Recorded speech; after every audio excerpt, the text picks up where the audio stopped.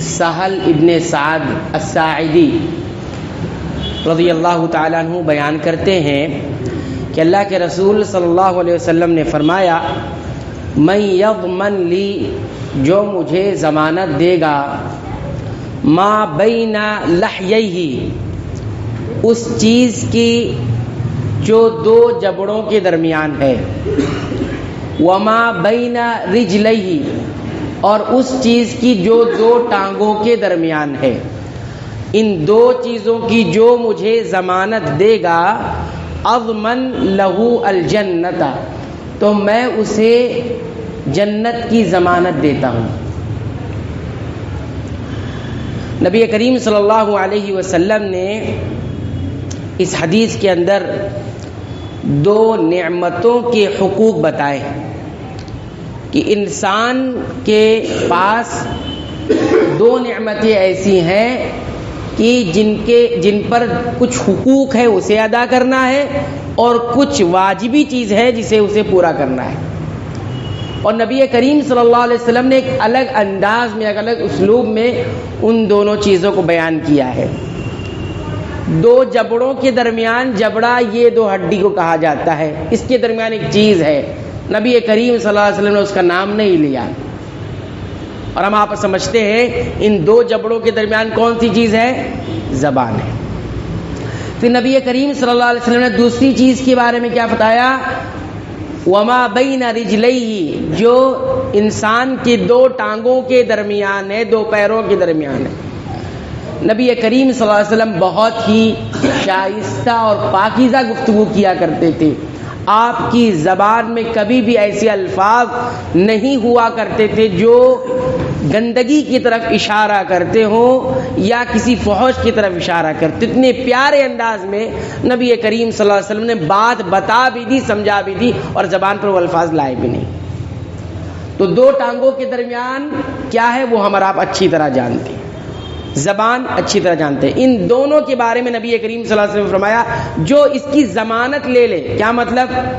ضمانت لینے کا مطلب یہ ہے کہ ان دونوں کی حفاظت کی ذمہ داری اپنے اوپر لے لے کہ ان دونوں کی ہم حفاظت کریں گے۔ حفاظت سے مراد جو ان کے حقوق ان پر عائد ہوتے ہیں اسے پورا کریں گے۔ زبان پر کیا حقوق عائد ہوتے ہیں؟ اس سے ذکر کرنا ہے، یہ پہلا حق ہے، ذکر کرنا ہے۔ اسی طرح اسی زبان کے ذریعے ہمیں امر بالمعروف، بھلائیوں کا حکم دینا ہے، یہ اس کا حق ہے۔ والنہی عن المنکر، اور برائی سے روکنا، یہ اس کا حق ہے۔ اس حق کو جو پابندی کے ساتھ ادا کر لے گا، اور اس کے جو محرمات ہیں، اس پر جو حرام ہے، اس سے حفاظت کرے۔ اس کی کیا ہے حرام؟ چغلی نہیں، غیبت نہیں، الزام تراشی نہیں، گالی گلوچ نہیں، فحش باتیں نہیں، لذت والی باتیں نہیں، یہ تمام باتیں نہیں کرے گا، یہ اس کے محرمات ہیں، اس سے حفاظت کر لے، اور جو حقوق ہے وہ ادا کر لے۔ اس کے بعد دوسری چیز کیا تھی؟ جو دو ٹانگوں کے درمیان ہے، اس کی حفاظت کرنا ہے۔ اس کی حفاظت کیا؟ اس کو زنا سے بچانا ہے، فحش کاموں سے بچانا ہے، بدکاری سے بچانا ہے، لواطت سے بچانا ہے۔ اور اس پر حقوق کیا ہے؟ صحیح طریقے سے اس کا استعمال، یعنی نکاح کے ذریعے اس کا استعمال ہو۔ تو یہ جو اس کے اوپر اس کی محرمات ہے، اس سے بچانا ہے، اور اس پر جو حقوق عائد ہوتے ہیں اس سے بھی پورا کرنا ہے۔ جو اس بات کی ضمانت لے لے گا، میں محمد الرسول اللہ صلی اللہ علیہ وسلم ضمانت دے دیتا ہوں، کس چیز کی؟ جنت کی۔ کتنی بڑی نعمت دو ہے، اس کی حفاظت کر لو، جنت کی ضمانت خود رسول اللہ صلی اللہ علیہ وسلم دے رہے ہیں۔ تو معاملہ زبان کا بڑا سنگین بھی ہے، بڑا محتاط رہنے کی بھی ضرورت ہے۔ لہذا اس حدیث سے ہمیں معلوم ہوا کہ ہمیں زبان کی بڑی حفاظت کرنی ہے، ان تمام محرمات سے اسے دور رکھنا ہے جو اس کو حرام کاریوں کی طرف لے کر جاتے ہیں۔ تو جتنے گناہ ہم نے گنائے ہیں وہ ہے اس کے، اور جو ان پر حقوق ہیں جیسے ذکر ضروری ہے۔ اب ذکر میں کیا کیا چیز آتی ہیں؟ نماز کا جو ذکر ہے، یہیں پر ایک مسئلہ بھی آپ کو بتا دوں، بہت سارے لوگ تلاوت قرآن کرتے وقت، بہت سارے لوگ یا کچھ لوگ نماز پڑھتے وقت زبان کو حرکت نہیں دیتے، ہونٹ کو بھی حرکت نہیں دیتے۔ یاد رکھیں، زبان اور ہونٹ کو حرکت نہیں دیں گے تو اہل علم نے یہ بتایا ہے کہ اس کا وہ چیز پوری نہیں ہوگی۔ جیسے کوئی اگر تلاوت کر رہا ہے اور اس کی زبان حرکت میں نہیں ہے اور ہونٹ بھی حرکت میں نہیں ہے تو اس کی تلاوت مکمل نہیں ہوگی، اس پر اجر ثابت نہیں ہوگا۔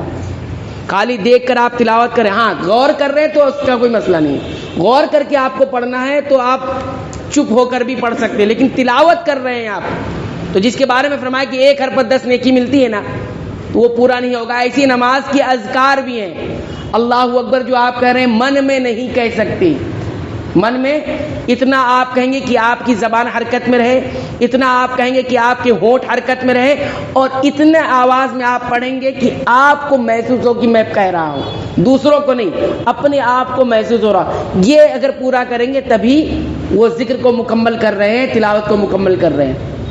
شیخ ابن باز اور شیخ صالح العثیمین نے یہی فتویٰ دیا کہ جو قرآن حکیم من میں پڑھتا ہے اس کی تلاوت نہیں ہوتی، اس کے ہونٹ نہیں ہل رہے ہو اور زبان نہیں حرکت میں ہوگی تو اس کا ذکر مکمل نہیں ہے۔